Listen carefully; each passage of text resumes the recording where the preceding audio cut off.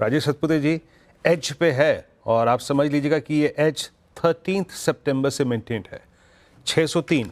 इसकी 610 की कॉल रखिएगा स्क्रीन पे 603.30। कैसे रीड कर रहे हैं, क्या मार्क पकड़ना चाहिए इसको यहाँ पे? ग्रैन्युलर्स की कौन सी कॉल बोली आपने? 630 की? 610 610 चेक कर 610। रहा। 610 ओके, वो भी चेक करता हूँ। 17 रुपए पे है। देखिए विनीत जी, ग्रैन्युल्स मेरे रडार पे था, सुबह भी था। पता नहीं दिमाग से हट गया है लेकिन जिस तरह से इसका पैटर्न पैन आउट है, मुझे लगता है एक बेहतरीन कॉल है। आपने अच्छा पकड़ा। 600 के ऊपर क्लियर कट ये बाय साइड का ट्रेड बनता है और मुझे लगता है कि एक तो इसमें मोमेंटम अच्छा होता है, हाई बीटा है। तो मुझे लगता है इसका इंट्राडे का टारगेट कम से कम 625 630 लेके काम करे। रही बात ऑप्शंस की, तो देखिए 610 का कॉल ऑप्शन 17 रुपए पे मिल रहा है। इसे बाय करे, स्टॉप लॉस 12 का रखे और स्विंग का इसका टारगेट सेट करे करीबन 28 से 30 का फॉर द डे। 2 मिनट में एग्जैक्टली मैं आपको बताऊंगा कि क्यों आज पेट्रोनेट में इस तरीके की गिरावट आ रही है। थोड़ा ग्राफिक बन जाने देते हैं उसके बाद, लेकिन उससे पहले कुछ और स्टॉक्स देख लेते हैं। L&T फाइनेंस जो मानस के पिक थी, अच्छे मूव्स आ रहे हैं इसमें।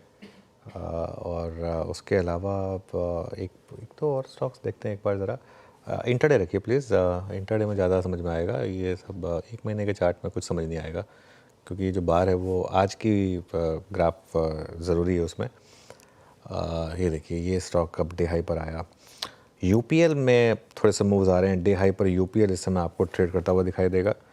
राजेश सतपुते जी, एक बार यूपीएल देखिए ज़रा, कोई ट्रेड रहेगी क्या यहाँ पर? अनुज जी, देखिए आर्ली चार्ट पे अगर आप देखें तो लगता है कि आज इसमें एक रिलीफ रैली मिलेगी जिसका टारगेट करीबन 5 से 25, 525 से 530 का होगा। 530 अगर निकले तो फिर मुझे लगता है यहाँ पे स्ट्रेंथ और बनेगी। इन दैट केस 550 का टारगेट अनफोल्ड होगा। तो इनिशियली 525 530 का रेंज का टारगेट होगा, 550 सेकंड टारगेट होगा। बाय करिए यूपीएल, स्टॉप लॉस होगा 500। ओके, चलिए देखिए, एक बार पेट्रोनेट को रिविजिट करते हैं।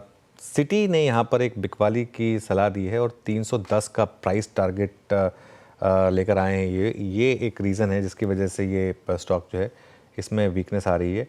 और जो सिटी कारण बता रहा है, वो कारण ये है कि जो PNGRB है, जो बेसिकली रेगुलेटरी बॉडी है इस स्पेस की, petroleum natural gas regulatory body जो है, उसने एक रेगुलेटरी फ्रेमवर्क की बात कही है। जो LNG import terminals tariff charge करते हैं उसको भी इंक्लूड करने की बात की गई है फेयर प्राइसिंग के लिए। और स्पेसिफिकली उन्होंने नाम लिया है पेट्रोनेट LNG का for profiting immensely at the cost of gas consumers. ये काफ़ी नेगेटिव चीज़ें बोली जा रही हैं इसके ऊपर। और दहेज गैस टैरिफ को के ऊपर और बेनिफिट पास ना करने का उन्होंने बात की। ये सारी की सारी सिटी कह रही है। देखिए, ये सिटी कह रही है ये सब चीज़ें। और इसके लिए सिटी ने एक 90 डे का नेगेटिव कैटलिस्ट ओपन किया है पेट्रोनेट LNG पर, और सेल की रेटिंग के साथ 310 रुपये का प्राइस टारगेट लेकर आए हैं ये। तो अब वो चीज़ समझ में आ रही है कि एकदम से ये स्टॉक जो गिरा ना वीरू, क्यों गिरा? क्योंकि ये एक ऐसा नहीं कि सिर्फ एक ब्रोकरेज रिपोर्ट आई इसके लिए स्टॉक गिरा। ब्रोकरेज रिपोर्ट क्या कह रही है वो इम्पॉर्टेंट है। उसमें वो लोग जो मेंशन कर रहे हैं वो रेगुलेटरी फ्रेमवर्क है, इस वजह से इस तरीके की यहाँ पर गिरावट आ रही है। और सुबह एकदम से गिरा था स्टॉक, तो मुझे लगा कि कुछ ना कुछ तो है यहाँ पर। अब इंटरेस्टिंग होगा ये देखना कि ये सिर्फ एक यहीं तक रिस्ट्रिक्टेड रहता है या इस पर कुछ फाइनली कुछ आउटकम भी आएगा। लेकिन अभी के लिए स्टॉक जो है 4-5% आपको नीचे ट्रेड करता हुआ दिखाई देगा। वीरू, इसी पर रहते हैं अभी थोड़ी देर। जी हाँ, PNGRB अनुज, इसके साथ ये रहा इशू है ना। आई मीन हिस्टोरिकली 2008 से लेके अब तक जब जब किसी ऐसे रेगुलेटरी एक्शन की एक्सपेक्टेशन होती है, कोलैप्स होता है ना। 331 ऑल। और थोड़ा गैस प्राइसेस का भी इधर उधर उसका भी इम्पैक्ट है। लेकिन जो PNGRB कह रहे थे कि जहाँ भी रेगुलेटरी रिस्क आ जाता है ना वीरू, जहाँ भी रेगुलेटरी रिस्क आ जाता है वहाँ पर मार्केट एक बार के लिए तो केयरफुल हो जाता है। तो ये क्लियरली यहाँ पर एक इम्पैक्ट है। इस पर एक टेक चेक भी ले लेते हैं। फंडामेंटल व्यू तो हमने ले ही लिया धर्मेश जी से। अमित सेठ जी, आप देखिए जरा इसका चार्ट पेट्रोनेट LNG का। अब ऑलरेडी 4-5% नीचे है। तो यहाँ शॉर्ट बनता है या फिर कोई दूसरी ट्रेड होगी यहाँ पर? जी अनुज जी, डेफिनेटली क्रैक आया। 50 डेमा यहाँ पे ब्रेक हो गया, बट ऑलरेडी 5% डाउन है, तो इसलिए शॉर्ट नहीं करना चाहूंगा। सपोर्ट लगभग 329 के आसपास आता, वो टूटता तो 325 तक के टारगेट्स पॉसिबल हैं। किसी का अगर शॉर्ट है तो एक टाइट स्टॉप लॉस 333 का रखें। For targets of 325। थोड़ा लंबा चार्ट रखते हैं एक बार जरा इसका पेट्रोनेट एलएनजी का, क्योंकि ध्यान रखिएगा ये वैसे भी ये जो स्पेस रही है पूरी की पूरी नेचुरल गैस की या इस तरीके की, इसमें कोई क्लियर ट्रेंड कभी रहा नहीं है। आप देखिए ये मेरे ख्याल से एक ऐसा स्टॉक है जिसमें शायद ट्रेडर्स ने कुछ बहुत ज़्यादा पैसा बनाया भी ना हो, तो काफ़ी ऑल ओवर द प्लेस रहा है ये स्टॉक। 12 महीने का चार्ट अच्छा है, लेकिन 12 महीने का चार्ट अच्छा है, करीब करीब 46% का है। तो डिस्पाइट रेगुलेटरी जो कंसर्न्स हैं, इन्वेस्टर्स ने पैसा बनाया। तो ये इंटरेस्टिंग होगा कि एज इन्वेस्टर क्या आप इस डिप को बाय करना चाहते हैं, नहीं करना चाहते हैं, ये कॉल आप ऑब्वियसली अपने फाइनेंशियल एडवाइजर से पूछ के लीजिएगा। लेकिन ये एक रीज़न है कि आज इस तरीके के मूव्स यहाँ पर पेट्रोनेट एलएनजी में आ रहे हैं। काबा सर, आपका क्या व्यू होगा इस स्टॉक पर? पेट्रोनेट एनर्जी, एलएनजी, हाँ भैया पेट्रोनेट एनर्जी, मुझे लगता है यहाँ वीकनेस है, ब्रेकडाउन हुआ है, शायद लोअर लेवल करीब 324 318 ये जोन है, वहां तक स्लाइड होने की संभावना है, बहुत बड़ा बार है। टॉप 345 बहुत डीप है, 15 रुपए का होना नहीं चाहिए, बेस्ट अवॉइडेड ट्रेड, लेकिन है वीक।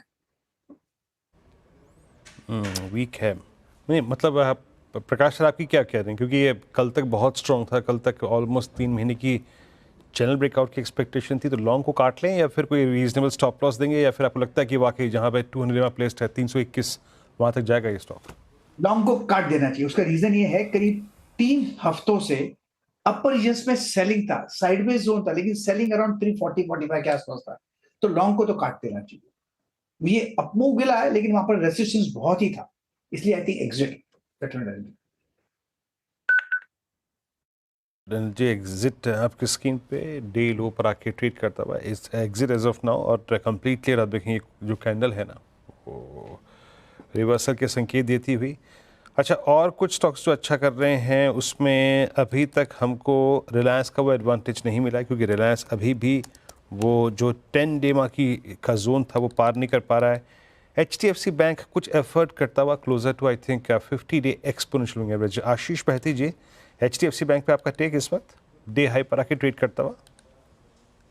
अच्छा मोमेंटम देखने मिल रहा है, बट बैंक निफ्टी में जो लीड कर रहा है वो कोटक है, और हमें लग रहा है कि शायद अब इसमें भी फॉलो थ्रू बाइंग इंटरेस्ट देखने मिल सकता है HDFC बैंक में, तो खरीदारी की सलाह रहेगी। एक बेस फॉर्मेशन जरूर कंप्लीट हो गया HDFC बैंक में, तो 1760 का एक स्टॉप लॉस लगाकर यहाँ पोजीशन बनाई जा सकती है। ऊपर में हमें लगता है कि इसमें 1820 तक का लेवल देखने मिल सकता है।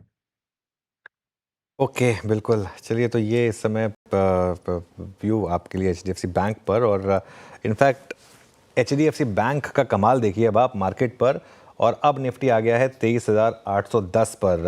और ये बहुत मेरे ख्याल से कल से मार्केट जो घूमा है, कल वो ट्रेड ओपन हुई, कल हमने बात भी की थी कि आपको मार्केट ने शॉर्ट पे शायद ट्रैप किया हो और लॉन्ग की ट्रेड वर्क करेगी। कल क्लोजिंग में भी लॉन्ग ट्रेड कैरी करने की बात हुई थी निफ्टी पर, और अब करीब करीब 85 पॉइंट्स ऊपर। हम इसको रिफ्रेश करिए जरा, ये थोड़ा सा हमको मुझे लग रहा है हमारा डेटा, इसको रिफ्रेश करिए। 23,823 पर आ गए हैं अब हम, करीब करीब 80 पॉइंट ऊपर। और अब देखिए जो पहला रेजिस्टेंस है वो हमारा था 23,850 से 23,950 का 200 डे सिंपल मूविंग एवरेज, और कॉल राइटर्स का जोन भी है यहाँ पर।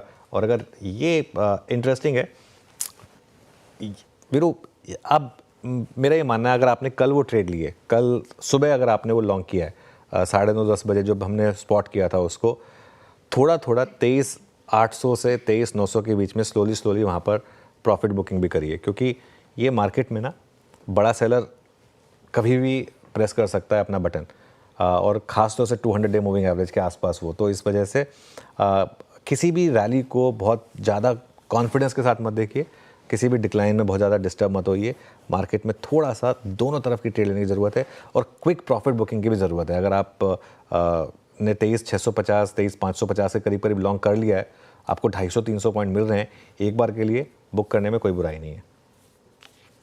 जैम, तो ये थे इंडेक्स पे लेवल्स। मीनवाइल एक और चीज़ हुई, HDFC बैंक, और एक और चीज़ हुई, वो है निफ्टी IT लेके आइए।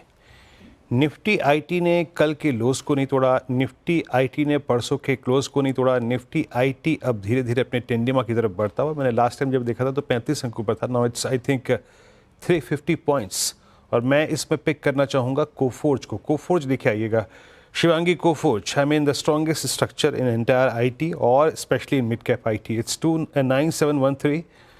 आज इस पे दाव खेलना चाहिए क्या, जिस प्रकार की स्ट्रेंथ निफ्टी IT दिखा रहा है इस वक्त? कोफोर्ज की बात करें यहाँ पे तो हमने पिछले 8 दिनों के कंसोलिडेशन से एक अच्छी निकलते हुए देखी है स्टॉक में। लगातार स्ट्रेंथ इसमें देखने को मिल रहा है पिछले 7 महीनों से। और यहाँ पे जिस तरह से अब आज ओपन इंटरेस्ट एडिशन हो रहा है, कल के एक हाई को भी निकालते हुए नजर आ रहा है, तो बिल्कुल ये स्टॉक में हम नजर रख सकते हैं। और नेक्स्ट अब जो टारगेट्स है वो अराउंड अबाउट 10,000 तक के बनते हुए दिख रहे हैं, तो उसके लिए हम एक स्विंग प्ले कर सकते हैं। 9500 के एक स्टॉक को हम ध्यान रखें।